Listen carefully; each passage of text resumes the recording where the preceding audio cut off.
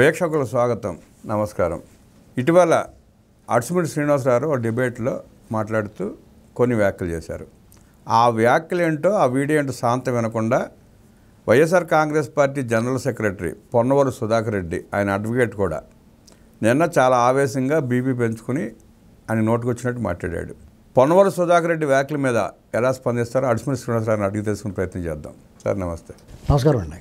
పొన్నవోలు సుధాకర్ రెడ్డి గారు నేను ఒక ప్రెస్ మీట్ పెట్టి మీ గురించి చాలా మాటలు మాట్లాడాడు. ముందు ఆయన మాట్లాడింది ఏంటి ఒకసారి విని తర్వాత మీరు స్పందిస్తే బాగుంటుంది. ఇంకొక విషయం చెప్తానమ్మా. ఒక అతను అడుసుమిల్లి ఒక యాంకరు ఈ మధ్య ఒక టీవీ డిబేట్ చేశారు. నిజంగా ఆ టీవీ డిబేట్ ఆర్కే నీ టీవీలో, నీ ఏబిఎన్ టీవీలో డిబేట్ పెట్టించారు.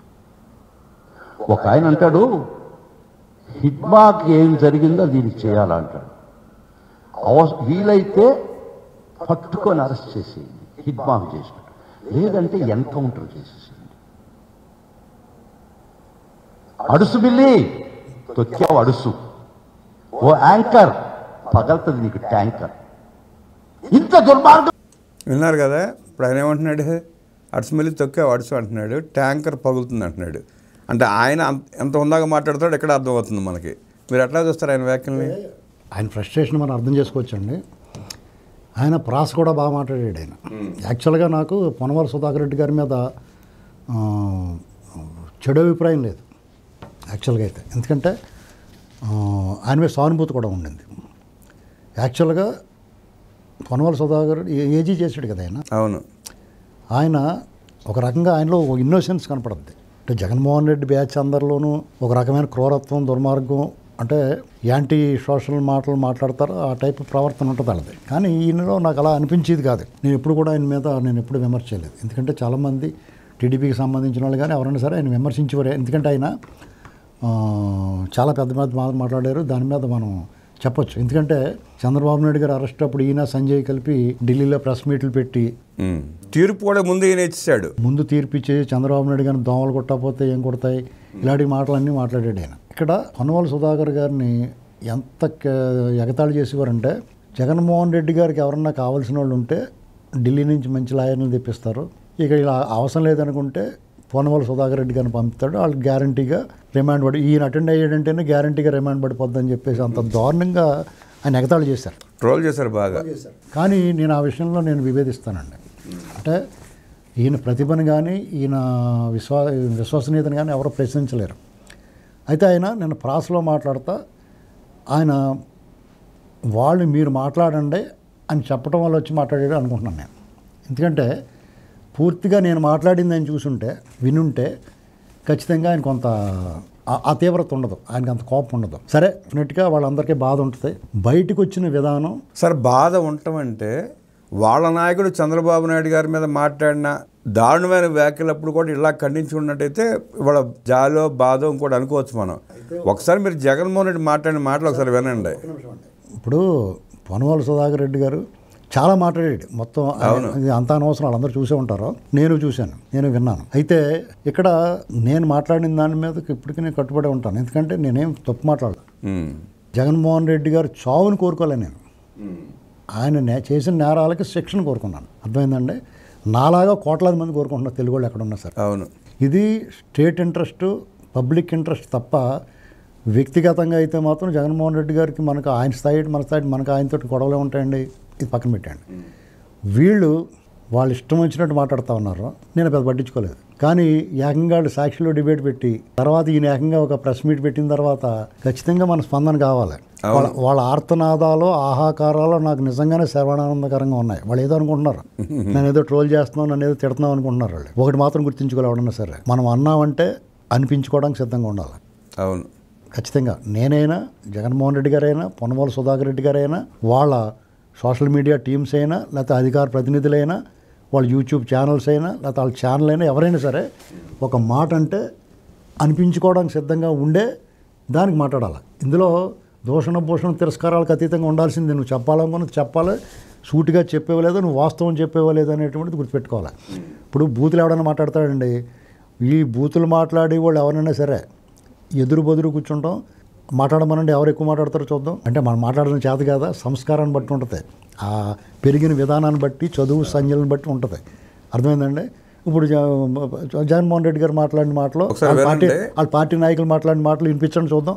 విన్న తర్వాత ఆయన స్పందన గురించి మాట్లాడదాం. అనుభూతి కోసం చంద్రబాబు నాయుడు గారు చేస్తున్న కుయుక్తులు చూసినప్పుడు ఇటువంటి వ్యక్తిని నడి రోడ్డు మీద పెట్టి కాల్చినా కూడా తప్పలేదు అని చెప్పి కూడా అనిపిస్తా ఉంది. ఇటువంటి వ్యక్తిని ఉరి శిక్ష వేసినా కూడా తప్పలేదు అని చెప్పి కూడా గట్టిగా అంటూనే ఉంటాం. కనపడితే అక్కడ చంద్రబాబు నాయుడు గారిని చెప్పులతో కొడితేనే అప్పుడు కానీ చంద్రబాబు నాయుడు గారు చెప్పింది. విన్నారుగా జగన్ రెడ్డి గారి మాటలు. అదేనండి, ఇది సమ్మగా ఉంది వాళ్ళకి. అదే జగన్ రెడ్డి మాట్లాడితే సమ్మగా ఉంటుంది. జగన్ రెడ్డి దోపిడీ చేసిన 32,000 మందిని చంపేసిన, లక్షల కోట్లు దోచుకున్నా సమ్మగా ఉంటుంది. ఏం మాట్లాడరాడు? అలా కాదండి. ఇప్పుడు ఆ మాట అయినా నంద్యాల ఎన్నికల ప్రచార సభలో మాట్లాడాడు. అప్పుడు ముఖ్యమంత్రి చంద్రబాబు నాయుడు గారు, ఈయన ప్రతిపక్ష నాయకుడిగా ఉన్నాడు. ఆయన మాట్లాడొచ్చా? అంటే ఒక ముఖ్యమంత్రిని ప్రతిపక్ష నాయకుడు కాల్చి చంపమని, చెప్పులతో కొట్టమని, ఈ రోడ్డు మీద ఈడ్చుకురమ్మని మాట్లాడొచ్చా? అంటే మాట్లాడకూడదన్న జ్ఞానం జగన్ రెడ్డికి లేదు, మాట్లాడడానికి సమర్థించకూడదన్న జ్ఞానం ఈ లాయర్కే లేదు. నేను ఒక సాధారణ సగటు పౌరుణ్ణి, నాకు అంత బాధ్యత లేకపోయి ఉండొచ్చు. కానీ అతను సభలో ప్రతిపక్ష నాయకుడు, చంద్రబాబు నాయుడు గారు ముఖ్యమంత్రి. ఈయన నడి రోడ్లో కాల్చి చంపాలని మాట్లాడింది అది కరెక్ట్ అయితే నాది కరెక్టే, అది తప్పు అయితే కూడా నా తప్పు కాదు. ఇది ఇక్కడ డిఫరెన్స్. అర్థమైంది మీకు? నేను అలాగేం చెప్పలేదు, ఆయనలాగా బాధ్యతారహితంగా ఏం మాట్లాడాల.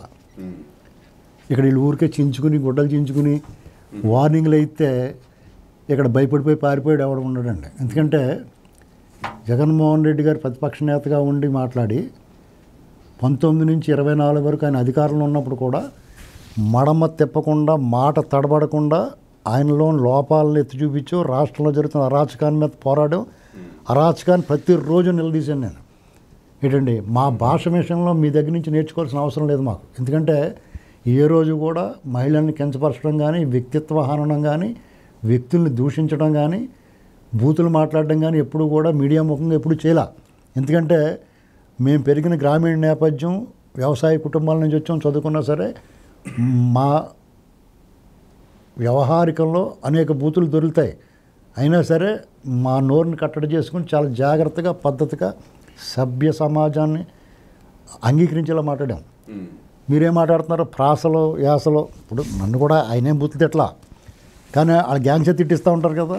తిట్టేస్తున్నాడు, తిట్టిస్తే ప్రయత్నం చేస్తున్నారు, ఇండైరెక్ట్గా బ్లాక్మెయిల్ చేస్తున్నాడు. నేను లాయర్ని, నేను చూసుకోగలను, కోర్టు లాగుతా మిమ్మల్ని అని చెప్పి బ్లాక్మెయిల్ చేసే ప్రయత్నం చేస్తున్నాడు.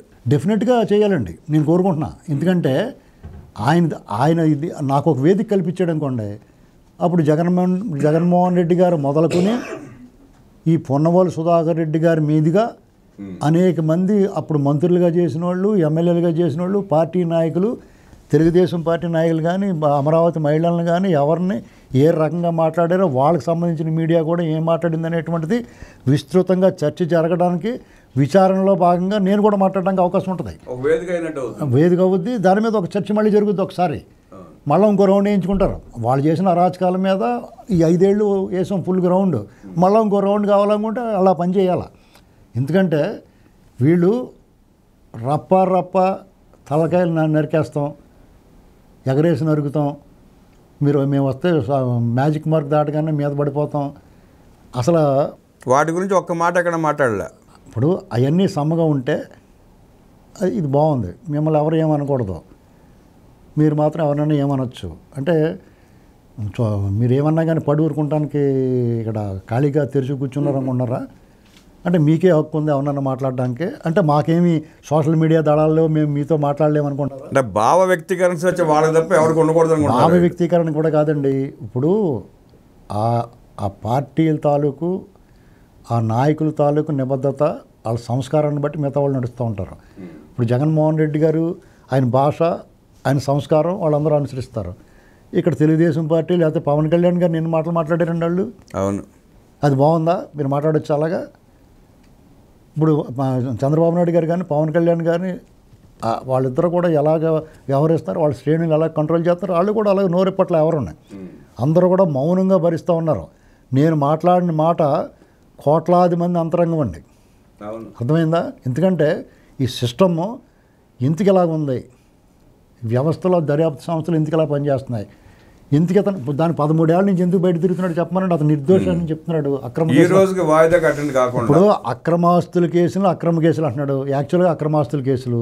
అతను నిజంగా నిర్దోషి సొద్దుపోస అయితే ఆయన అంతటా ఆయనే తొందరగా విచారణ జరిగి నిర్దోషిగా బయట రావడానికి ప్రయత్నం చేయాలా. ఎందుకు చేయట్లేదు, ఎందుకు సాకులు చెప్తున్నాడు, ఎందుకు తప్పించుకుంటున్నాడు ఆయన, దానికి సమాధానం చెప్పమనండి. అది చెప్పలేక ఇలాంటి మాటలు మాట్లాడతారు. ఎదుటి మీద దాడి అంటే మీరు దాడి చేస్తే చేయించుకుంటాం అనుకున్నారా? Diversion politics. ఇప్పుడు మీరు ఏమన్నా అంటే పడుకుంటారు అనుకున్నారు. ఖచ్చితంగా మీరు ఒకటి అంటే 100 అంటాం, అనుమానం ఏముంది అందులోనూ. ఇప్పుడు ఇక్కడ మేము బూతులు మాట్లాడడం, ఖచ్చితంగా మేము మీ దానికి సరైన సమాధానం సరైన రీతిలో సరైన టైంలో ప్రతిరోజు మాట్లాడతాం.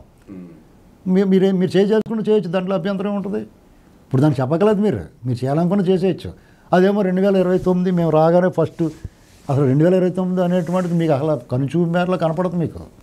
సరే వీళ్ళకి అంటే జ్ఞానం బుద్ధి జ్ఞానం ఉండి మాట్లాడుతున్నారో లేదో కానీ మొన్నే పులివెందుల ఎన్నికల్లో జడ్పీటీసీ డిపాజిట్ కూడా రాలా జగన్మోహన్ రెడ్డి సొంత ఊళ్ళో.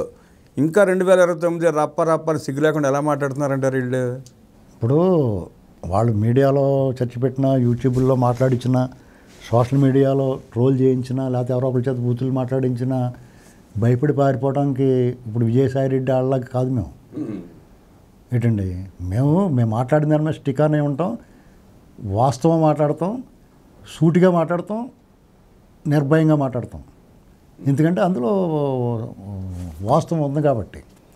మీరు ఊరికే అబద్ధాలు ప్రచారం చేసి ఎదటోళ్ళని డిమోరలైజ్ చేద్దాం, వాళ్ళేమో ఇలాగ ట్రోలింగ్ చేసి లేకపోతే వాళ్ళ మీద చర్చలు పెట్టి వాళ్ళు ఏమైనా తగ్గిద్దాం అనుకుంటున్నారు. ఎలా తగ్గుతారు? అసలు మీ పరిపాలన ఉన్నప్పుడే మమ్మల్ని ఆపలేనప్పుడు మీరు ఓడగొట్టిన మంచం కూడా మూలకెళ్ళిపోయినారు, మీరేం చేయగలుగుతారు? నేను అలాగంటలేదు, మీరు ఏం చేయలేరు, నేను సవాల్ విసరట్లా. మీకు అది కరెక్ట్ కాదు. మీరు ఇప్పుడు చేసి ఈ ప్రచారాలు మీ మాటలన్నీ ఏమనిపిస్తాయంటే యాక్చువల్గా ఈ ప్రభుత్వం వచ్చిన తర్వాత ఇది కక్ష సాధించే ప్రభుత్వం కాదు, అది స్పష్టంగా తెలుస్తుంది. ఇది కక్ష సాధించే ప్రభుత్వం, నిజంగా కక్ష సాధించే ప్రభుత్వం అయితే మీరు అందరూ ఎక్కడ ఉంటారు? అసలు మాట్లాడే అవకాశం ఉండదుగా. వీళ్ళ మంచితనం, పద్ధతి, సంస్కారం, చట్ట ప్రకారం వెళ్ళాలనేటువంటిది వాళ్ళ మోడస్ ఆపరండి, ఇవన్నీ మీకు అలుసుగా కనిపిస్తున్నాయేమో. ఈయన ఏజీగా పనిచేసిన ప్రభుత్వంలోనే ఎంపీ రఘురామకృష్ణరాజు గారిని కొల్లబొడిచారు తీసుకెళ్ళి. రఘురామకృష్ణరాజు గారిని అడ్డగోలుగా తీసుకెళ్ళి దారుణంగా హింసించారు. అలాంటి పరిస్థితి ఇక్కడ ఎవరికన్నా ఉందండి ఈ ప్రభుత్వంలో? అంటే మీరు చాలా సంతోషించాలి, ఫోన్లో మాట అన్నారులే అనుకోవాలి. మామూలుగా అయితే అచ్చెన్నాయుడు గారిని ఏ పరిస్థితిలో తీసుకొచ్చారో చూసాం. ఇప్పుడు ఆ నాయకులందరినీ వాళ్ళందరూ కూడా లోపల దుఃఖిస్తారు. డెఫినెట్గా బాధ ఉంటుంది అందరికీ. ఎందుకు బాధ ఉండదండి? వాళ్ళందరికీ కూడా బాధ ఉంటుంది. ఇప్పుడు ప్రజల దృష్టిలో మన పరిపాలన మీద దృష్టి పెట్టాలి, మనం ఇచ్చిన హామీలు నెరవేర్చాలి, అభివృద్ధి చేయాలనేటువంటి దాంతో ఉండబట్టి ఈ రకమైన కక్షా రాజకీయాలకు దూరంగా ఉన్నారు వాళ్ళు. దాన్ని మీరు అలసిగా ఎలా తీసుకుంటారు? కోర్టుకు వెళ్ళినప్పుడు రప్ప అని ప్లే కార్డులు ప్రదర్శించడం, ఊళ్ళలో ఎక్కడికి వచ్చినా కానీ రప్ప అనడం చాలా బాగుందా మీకు? ఇదంతా కూడా సమాజం అంగీకరిస్తుందా? నేను అన్నదానికి అంత పిల్లి మొగ్గలేసి గింజు చచ్చిపోతున్నారు. మీ ఆహాకారాలు ఆర్తనాదాలు మాత్రం నాకు శ్రవణానందకరంగా ఉన్నాయండి, అందులో అనుమానమే లేదు. ఏంటండి ఇప్పుడు తెలివైన వాళ్ళు అయితే ఏం చేయాలంటే నాకు ఆనందాన్ని కలిగించకూడదు వాళ్ళు. నాకే కాదు ఇప్పుడు వాళ్ళకి ప్రత్యర్థులుగా ఉన్న టీడీపీ జనసేన వాళ్ళు కూడా ఎవరికి కూడా ఆ ఆనందాన్ని కలిగించకూడదు. అంటే ముసుగు కూర్చోవాలి, ఎక్కువ మాట్లాడకూడదు. ఎవరన్నా సరే ఇప్పుడు ఎవరన్నా సరే ఎంతసేపు అరుచుకుంటారు, అరుచుకుని వాళ్ళే నొప్పి వచ్చి మానేస్తారు. కానీ మీరు ఏం చేస్తున్నారు? ఇప్పుడు జగన్మోహన్ రెడ్డి అన్నదాన్ని ఇంచుమించి చాలామంది మర్చిపోతారు. ఇప్పుడు మళ్ళీ తీసుకొచ్చి పెట్టాం కదా, ప్రతిరోజు మాట్లాడతాం దీని మీద, మొత్తం ప్లే చేసి వినిపిస్తాంగా. ప్రతిరోజు మీరు ఏమేమి తప్పులు చేశారో అతను ప్రతిపక్ష నేతగా ఉన్నప్పుడు కలెక్టర్ గారిని కాలర్ పిచ్చుకోపోయాడు. అవును. ఏంటండి వైజాగ్ ఎయిర్పోర్ట్లో ఏం మాట్లాడాడు? ఎప్పుడన్నా కానీ ఎప్పుడన్నా పవన్ కళ్యాణ్ గారు కానీ లోకేష్ గారు కానీ చంద్రబాబు గారు నాయుడు గారు కానీ ఎప్పుడన్నా కానీ ఆ రకమైన బిహేవియర్ చూసారా? కాబట్టి వాళ్ళకి అభిమానులుగా ఉంటాం మేము డెఫినెట్గానే. ఇప్పుడు ఈ పార్టీ కొత్త పన్న తీసుకుంది సార్. లండన్లో ఒకరిని, అమెరికాలో ఒకరిని కూర్చోబెట్టి ఇక్కడ ఉండే ఆడవాళ్ళని, టీడీపీని, కూటమి ప్రభుత్వం సంబంధించి ఆడవాళ్ళని వ్యక్తిత్వాలకు పాల్పడుతూ ఎస్టోషర్ తిడుతున్నారు, బూతులు తిట్టిస్తున్నారు. పొన్వాల్ సుధాకర్ రెడ్డి చేత అలాంటి వాళ్ళ చేత వీటి కౌంటర్లో పడకుండా టీడీపీ కార్యకర్తలు కూటమి కార్యకర్తలు మాట్లాడకుండా లాయర్తో మాట్లాడిస్తే బెదిరిపోయి ఎవడో మాట్లాడడం బయటికి రావడం ఉద్దేశంతో పనులను తీసుకొచ్చి ముందుకు కూర్చోబెడుతున్నాడు జగన్మోహన్ రెడ్డి. అంటే 17 మాసాల నుంచి ఏ పందాలు తీసుకున్నా మొత్తం రివర్స్ అయినాయి. ఏది ఆయన పాచికలు పారట్లేదు, ఏం చేయలేదు తెలియదు, ఈ పందా ఎత్తుకున్నాడే. ఇప్పుడు యాక్చువల్గా సుధాకర్ రెడ్డి గారు వార్నింగ్ ఇస్తే ఎలా ఉంటుందంటే అండి, అది హాస్యాస్పదంగా ఉంటుంది. ఎందుకంటే ఆయన ప్రత్యక్ష సాక్ష్యాలు చేసిన దుర్మార్గాలకి అన్నిటికీ సాక్షి ఆయన. ఇప్పుడు ఆయన చేతుల మీద కదా కేసులు పెట్టి వీళ్ళందరినీ, ఇప్పుడు అచ్చెన్నాయుడు గారి మొదలు ధూళిపాళి నరేంద్ర గారు, ఉమామహేశ్వర గారు, వీళ్ళందరినీ ఎంత టార్చర్ పెట్టారు, ఎంత దుర్మార్గం చేస్తారు మీరు. ఈ సందర్భంగా ఆయన నిన్న వీడియోలో మాట్లాడుతూ చంద్రబాబు నాయుడు జైలుకి వెళ్ళి రాలేదా, ఆయన బెయిల్ మీద లేడా అని అడుగుతున్నాడు ఆయన. ఇప్పుడు మీకు ఇక్కడే వాళ్ళ అవగాహన తెలుస్తుందండి. రింగ్ రోడ్ లేకుండా రింగ్ రోడ్డు గురించి కేసు పెట్టారు, అది మీ అమృత హస్తాలతో పెట్టారు.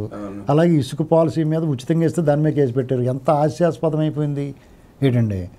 ఆయన ఈ తప్పు నేను చేయలేదురా బాబు, అసలు మొత్తం క్యాష్ చేయమని వెళ్ళాడు ఆయన. మీరు కూడా అలా వెళ్ళి ఉండాలి కదా, మీరు తప్పు చేయలేదు అంటున్నది. మీరు ఇప్పటికి మేము తప్పు చేయలేదు అంటున్నారు. ఆ డిశ్చార్జ్ పెట్టి మమ్మల్ని వదిలేండి బాబు అంటున్నారు తప్ప మీరు తప్పు చేయలేదని ఒప్పుకుంటా చెప్పట్లా కనీసం. ఇక్కడ ఏ రకంగా చూసినా వీళ్ళు మనల్ని సోషల్ మీడియాలో ట్రోలింగ్ చేసి లేదా పచ్చి బూతులు తిడితే, ఎందుకంటే బూతులు చిన్నప్పటి నుంచి విని మాకు కొత్త కాదు ఏంటండి, అంతకన్నా బాగా మాట్లాడగలుగుతాం. అది పెద్ద విశేషమేం కాదు. మీ సునకానందం మీరు పొందండి డెఫినెట్గా. ఏమండి ఒకటండి, ఆ రియాక్షన్ లేకపోతే కూడా వాళ్ళకి ఏదైనా రోగం ఉందనుకోవాలి, ఆ మాత్రం రియాక్షన్ ఉంటుంది. ఎందుకు ఉండదు? ఇప్పుడు నేను మాట్లాడిన తర్వాత నేను తప్పు లేకపోయినా మామూలుగా మాట్లాడితేనే ట్రోలింగ్ చేస్తారు వాళ్ళు. ఎవరో ఒకరు టార్గెట్ కావాలి వాళ్ళకి. ఇప్పుడున్న పరిస్థితుల్లో ప్రధాన నాయకులు ఎవరు వాళ్ళు పట్టించుకోవట్లేదు. చూసుకోండి, కావాలంటే తెలుగుదేశం కానీ జనసేన ఆ పార్టీ నాయకులు ఎవరో కూడా అసలు వీళ్ళు ఉనికినే గుర్తించట్లా, మాట్లాడుకున్నప్పుడు వాళ్ళకి అటు తిరిగి ఎవరు మాట్లాడతారా మన గురించి, మన దానికి సమాధానం చెప్పి లేకపోతే ఏదో రకంగా వార్తల్లో ఉండాలని కోరుకోవడంతో వాళ్ళు మా డిబేట్లోది ఆ విషయం కనిపించింది వాళ్ళకి. ఇప్పుడు ఇక్కడ ఎవరో కూడా ఎవరి చావుని కోరుకోరు. నేను కూడా కోరుకోనండి. జగన్మోహన్ రెడ్డి ఎవరు చావు కోరుకోరు. సహజంగా మనం కూడా ఇంట్లో ఎవరైనా ఏదైనా పని చేస్తే ఈ చావుకు వచ్చి సావట్లేదు రా బాబు సహజంగా అంటాం మనం. అయితే ఎవరైనా అనే మాట అది. ఇప్పుడు వాళ్ళు గమనించాల్సింది అందరూ ఏంటంటే, నేను నా నోటితో నేను ఆయన చావు కోరుకోవాలని చెప్పాల, అది గుర్తుపెట్టుకోవాలి. ఒకవేళ మీరు అనుకోండి, లెట్ ఇట్ బి, నేను అసలు దానికి డోంట్ కేర్. ఇంకోటి ఏంటంటే, జగన్మోహన్ రెడ్డి గారు కోరుకున్నాడు, ఆ పార్టీ నాయకులు కోరుకున్నారు, వీళ్ళందరూ కోరుకున్నారు ఏంటండి, చంద్రబాబు నాయుడు గారిని కానీ వీళ్ళందరినీ చావు కోరుకున్నారు. ఒకటి, రాజకీయంగా జగన్మోహన్ రెడ్డి ఓడిపోవాలని కోరుకున్నాం, అతను చేసిన నేరాలకు శిక్ష పడాలని కోరుకున్నాం, అతను సుదీర్ఘకాలంగా బెయిల్ మీద ఉన్నాడు కూడా బెయిల్ రద్దు అవ్వాలని కోరుకున్నాం, అతను వాయిదాలకు అటెండ్ అవ్వాలని కోరుకున్నాం, అతనికి సత్వరం సుప్రీంకోర్టు చెప్పిన విధంగా శిక్ష పడాలని కోరుకున్నాం. కారణం ఏంటి? సుప్రీంకోర్టు న్యాయమూర్తులే వ్యాఖ్యానించిన విధంగా ఆర్థిక నేరస్తులు ఉగ్రవాదుల కంటే ప్రమాదం అని చెప్పారు. అలాగే రాజకీయ నాయకుల మీద ఉన్న కేసులు సత్వరం తేల్చాలి, పరిష్కారం చేయాలి అని సుప్రీంకోర్టు న్యాయమూర్తులే వ్యాఖ్యానించారు. తీర్పు వ్యాఖ్యలు చేశారు. అది జరగాలని కోరుకున్నాం అంతే. ఏం జరగనప్పుడు వీళ్ళు వాళ్ళ బాబాయ్ మర్డర్ కేసు, లేకపోతే మద్యం ముడుపుల కేసు, కల్తీ మద్యం కేసు, పరకామణి కేసు, లడ్డు కల్తీ విషయం, ఇవి కాకుండా రాష్ట్రంలో భూ ఆక్రమణలో దౌర్జన్యాలు, దుర్మార్గాలు, రంగుల మార్పిడి, సర్వే రాళ్ళ మీద ఫోటో వేసుకోవడం, ఇలాంటివన్నీ పాలనాపరంగా తప్పులు చేసి అన్యాయం అక్రమాలు చేసి ఉండొచ్చు. అరాచకం కూడా చేశారు కదా, నకిలీ మద్యాన్ని సరఫరా చేసి ఎంతమంది చావులు కారణమై కుటుంబాలు రోడ్డు మీదకి వచ్చేసేలా చేసి ఇవన్నీ చాలా బాగున్నాయా? దీని అంతటికీ ప్రజలు అందుకునే పూర్తి స్థాయిలో మీ ఆచూకీ ఆనవాళ్ళు లేకుండా తీర్పిచ్చారు. అయినా మీలో మార్పు రాకుండా, మీలో పరివర్తన పశ్చాత్తాపం లేకుండా తిరిగి ఎదురు చెప్పుడు వాళ్ళు ఎన్కౌంటర్ చేయాలంటారా మమ్మల్ని అని బాధపడుతున్నారు. ఎన్కౌంటర్ అంటే ఏంటి తెలుసండి? మీరు నా కౌంటర్ ఇచ్చారు, నేను తిరిగి మాట్లాడుతాను, ఇది ఎన్కౌంటర్ అంటే. తుపాకీతోటి చంపేసి దాన్ని ఎన్కౌంటర్ అంటారండి. మాటను కూడా ఎన్కౌంటర్ అంటారు. మీకు అది చేత కానప్పుడే మీరు ఇలాంటి బూతులు మాట్లాడతారు. మీరు సమాధానం, ఒకవేళ నేను మాట్లాడింది మీకు తప్పు అనిపించింది, డెఫినెట్గా మీకు రైట్ అనిపించాల్సిన అవసరం ఉండదు, రైట్ అనిపించదు కూడా. ఎందుకంటే మీ నాయకుడిని విమర్శిస్తే మీకు కోపం వస్తుంది. ఆ కోపం వచ్చినప్పుడు మీరు ఏం చెప్పాలి? దాని వివరణ ఇచ్చుకోవాలి. మీరు కావాలితే మేము చట్ట ప్రకారం వెళ్తాం, నువ్వు మాట్లాడింది తప్పు అని చెప్పాలా. డిబేట్ కూడా నిర్వహించవచ్చు, పెద్ద పెద్దవాళ్ళందరినీ తీసుకొచ్చి కూర్చోబెట్టి మాట్లాడించవచ్చు, తప్పేం లేదు. అవసరం నన్ను కూడా పిలవచ్చు, నేను కూడా వస్తాను. ఇప్పుడు మాకేం భయం ఉంటుందండి? ఇప్పుడు మాట్లాడిన దానికి మన వాస్తవం ఉందనుకున్నప్పుడు, మన వాదన కరెక్ట్ అనుకున్నప్పుడు వాదిస్తాం ఆర్గ్యుమెంట్లో. నాకన్నా బాగా ఆర్గ్యుమెంట్ చేసేయడం కూడా డెఫినెట్గా మీరు బాగా చేశారండి, మీతో ఎక్కిపోతున్నాను అని కూడా చెప్తాను నేను. ఇందులో భేషజం ఏముంటుందండి? ఇప్పుడు పొన్నవాళ్ళు గారు రామ్య ప్రెస్ మీట్ పెట్టిన, ఈశ్వర్ గారు సాక్షిలో డిబేట్ పెట్టినా నాకేం కోపం లేదు. ఎందుకంటే వాళ్ళు చర్యకు ప్రతిచర్య ఉంటుంది, అలాగే మాట్లాడతారు వాళ్ళు. ఇప్పుడు అలా మాట్లాడితే మన నోరు మూసుకూరుకోం కదా, దీనికి కూడా ప్రతిచర్య ఉంటుంది. మేము వచ్చిన దాన్ని ఈ సంగతి చూస్తామంటే మేము అవసరమైతే ఇప్పుడే చూడగలం, గుర్తుపెట్టుకోవాలి. అర్థమైందండి? మీరు తర్వాత ఎప్పుడో చూడగలుగుతారేమో, చూస్తారేమో, భగవంతుడు మీకు అవకాశం ఇస్తే, ప్రజల అవకాశం ఇస్తే. ఆ రెండు కూడా కనుచూపు మేరలో కనపడ. భగవద్ద్రోహం చేశారు మీరు, ప్రజాద్రోహం చేశారు. ఆ రెండు ఆప్షన్స్ లేవు, మీకు క్లోజ్ అయ్యి ఉన్నాయి. అయినా సరే మీరు ఆశపడుతున్నారు కాబట్టి అలాంటి అవకాశం వస్తే 3 ఏళ్ళ తర్వాత, 3.5 ఏళ్ళ తర్వాత మీరు ఏదైనా ప్రయత్నం చేసుకోవచ్చు. కానీ మేము నిజంగా కనుక రియాక్ట్ అవ్వాలనుకుంటే, నిజంగా కనుక మీ తోలు తీయాలనుకుంటే ఇవాళ చేయగలం కదా. అయినా సరే ఇది మా పాలసీ కాదు.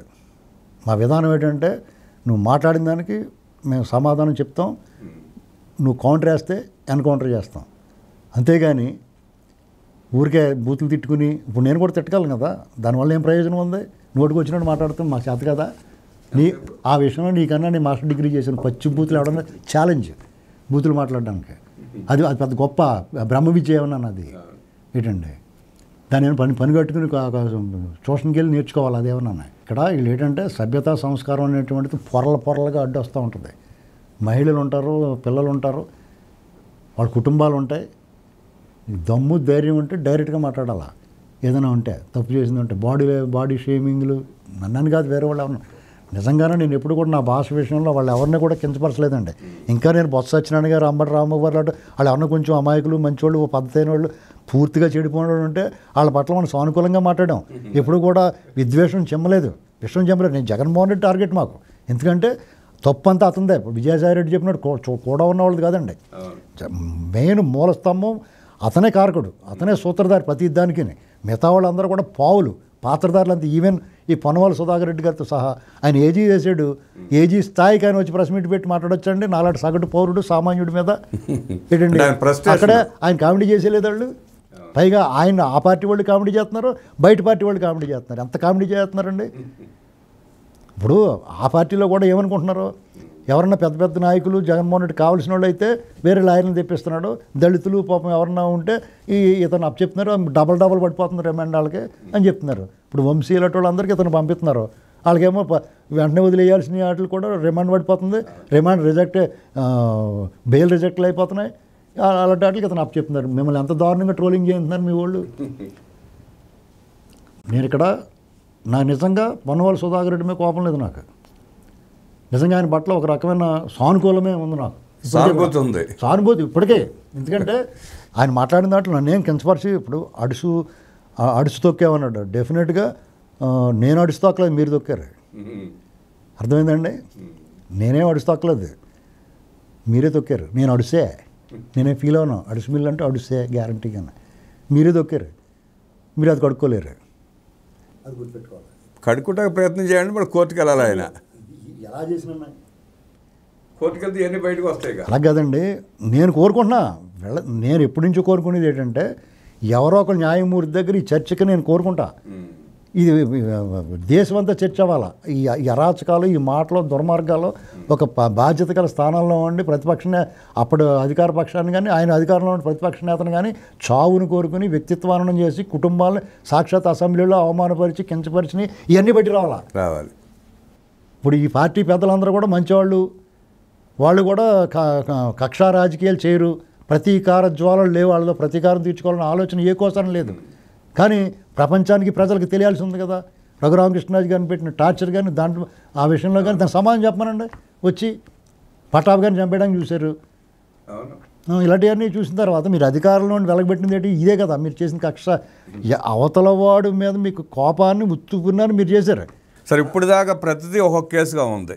రఘురామకృష్ణరాజు గారిది, అచ్చెన్నాయుడు గారిది, ఇవన్నీ ప్రతిదీ ఒక్కొక్క కేసుగా ఉంది. ఇప్పుడు మీది కేసు అయితే ఇవన్నీ ఒక ప్లాట్ఫామ్ మీదకి వచ్చే అవకాశం ఉంది. ఇప్పుడు దేనికైనా సిద్ధంగా ఉండాలండి. ఒకటి అన్నామంటే అనిపించుకోవడం సిద్ధంగా ఉండాలి. అర్థమైందండి? ఇదే ఫైనల్. వాళ్ళైనా మనమైనా ఎవరైనా సరే దాని వెనకాడే ప్రసక్తి ఉండకూడదు. ఇప్పుడు తాటాకి చెప్పులు కుందేళ్ళు బెదరమని చెప్తారు కదా, ఇది మళ్ళీ పర్ఫెక్ట్గా ఇది నేను మళ్ళీ చెప్తా ఉన్నాను. అంచేత పొన్నవాళ్ళ సుధాకర్ రెడ్డి గారు అనవసరంగా సమయం వృధా చేసుకోకూడదు. వాళ్ళు ఏదో చెప్పారని చెప్పేసి, అంటే మీ బాధ్యత పార్టీలో జనరల్ సెక్రటరీ కాబట్టి మాట్లాడవచ్చు, కానీ మీరే మాట్లాడారనేటువంటిది మర్చిపోకూడదు. ఒకసారి మీరు ఒకవేళ ఎదటోళ్ళు చూపిస్తే సాధారణంగా 4 ఏళ్ళు చూపిస్తే అనుకుంటారు, కాదు మీకు 100 ఏళ్ళు చూపిస్తే వెనక్కి, అది గుర్తుపెట్టుకోవాలి. కౌంటర్కి ఎన్కౌంటర్ తప్పనిసరిగా ఉంటుందని, నా వ్యాఖ్యలకి నేను కట్టుబడి ఉన్నానని, పొన్నవాళ్ళు గారి వ్యాఖ్యలు ఆయన కట్టుబడి ఉంటే చూసుకుందామంటూ సవాల్ వేసిన నరసింహులు గారికి ధన్యవాదాలు తెలియజేస్తూ నమస్కారం.